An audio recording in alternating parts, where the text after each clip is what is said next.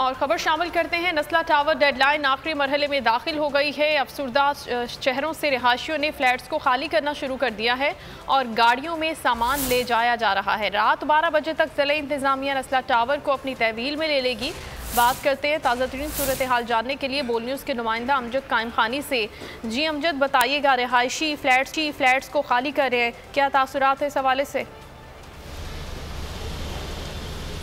देखिए, आज आखिरी दिन था। अदालत उज़्मा का हुक्म था कि 27 अक्टूबर तक जो है वो ज़िले इंतज़ामिया नस्ला टावर को खाली कराए और एक हफ़्ते के अंदर अंदर इसको मुनज़्ज़म करके रिपोर्ट सुप्रीम कोर्ट में जमा कराए।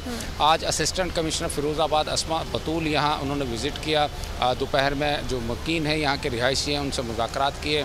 कुछ जो मकीन थे वो यहाँ से जो किराए पे मुकीम थे इस इमारत के अंदर, वो पहले ही जो है अपने फ्लैट्स जो है वो खाली करके जा चुके थे। लेकिन जो रिहायशी परमानेंट रिहायशी हैं, ये जो मालिकान थे इन फ्लैटों के, वो कशमकश का शिकार थे। तो आज दिन में असिस्टेंट कमिश्नर अस्मा बतूल साहिबा जो हैं वो आई हैं, यहाँ पे मुज़ाकरात किए हैं जो यहाँ के मकीन थे। और मुज़ाकरात के नतीजे में इस वक्त भी अगर आप देख सकें स्क्रीन पर, तो ये सामान यहाँ से बंद कर यहाँ पैक होकर यहाँ से रवाना किया जा रहा है। जो मकीन है उन्होंने रजामंदी ज़ाहिर कर दी है अब इस इमारत को खाली करने के लिए।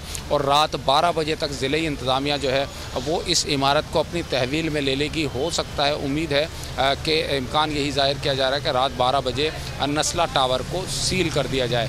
पानी और बिजली के जो कनेक्शन हैं वो पहले ही वाटर बोर्ड, सुई गैस अथॉरिटीज़ और जो के इलेक्ट्रिक के हुकाम थे वो आकर यहाँ मुनक़ता कर गए थे, जिसके बाद जो है मकीनों में कशमकश की सूरत हाल पैदा हुई। अब सूरत हाल ये है कि लगता इम्कान ये है कि रात 12 बजे तक ये नस्ला टावर मुकम्मल तौर पर खाली हो जाएगा, जिसके बाद जो ज़िले इंतज़ामिया है, असिस्टेंट कमिश्नर है, पुलिस की मदद से इस इमारत को रात 12 बजे आज रात सील कर दिया जाएगा। ठीक, बहुत शुक्रिया अमजद कायम खानी आपका।